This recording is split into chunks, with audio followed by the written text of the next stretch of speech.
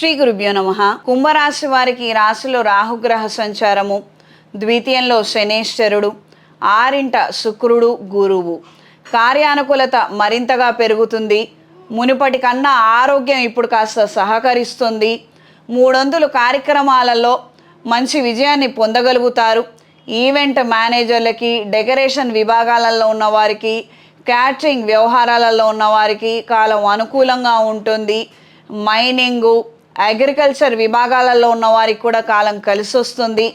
నూతన ప్రక్రియలు, ప్రయత్నాలు అనుకూలంగా ఉంటాయి. పెద్దవాళ్ళ సంప్రదింపులు, సలహాలు తీసుకొని మంచి నిర్ణయాలు చేయగలుగుతారు. లీజులు, లైసెన్స్లు, ఎక్స్టెన్షన్స్ కోసం చేసే ప్రయత్నాలు కాస్తంత నిదానంగా నడిచినప్పటికీ మీకు వస్తాయన్న ఆలోచనలు, ఆ ధీమా హామీని కలిగి ఉంటారు.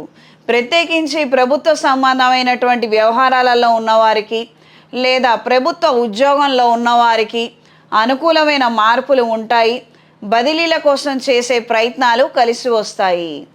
ఈ వారం పరిహారం: ఆరోగ్యం సహకరించిన వారు లేదా ఒకవేళ ఆరోగ్యం సహకరించినట్లయితే ఏకాదశి రోజున ఉపవాస దీక్ష కార్యక్రమాలు మినహాయించి ఇతర స్వామివారి కార్యక్రమాలలో మీరు పాల్గొనండి.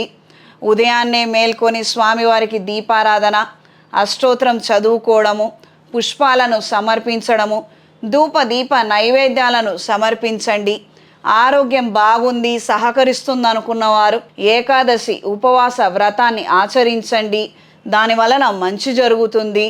ప్రత్యేకించి ఆర్థిక అభివృద్ధి కోరుకుంటున్న వారు ఈ రోజున లక్ష్మీ నరసింహస్వామి వారి దేవాలయానికి కానీ లేదా విష్ణు ఆలయానికి కానీ వెళ్ళి స్వామివారి అర్చన కార్యక్రమాలలో పాల్గొనండి. తద్వారా మంచి ఫలితాలను మీరు పొందగలుగుతారు.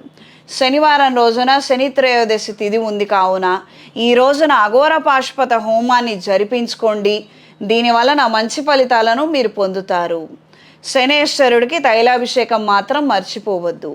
ఈ రాశిలో జన్మించిన స్త్రీలకు వృత్తిరీత్యా, వ్యవహార రీత్యా అనుకూలమైన మార్పులు ఉంటాయి. మీ పేరు మీద చేసే వ్యాపారాలకి మంచి జనాకర్షణ, ధనాకర్షణ ఏర్పడుతుంది.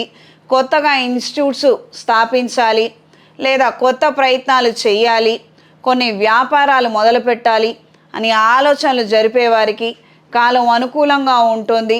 ఎక్కడికక్కడ పనులు జరిగే అవకాశం ఏర్పడుతుంది.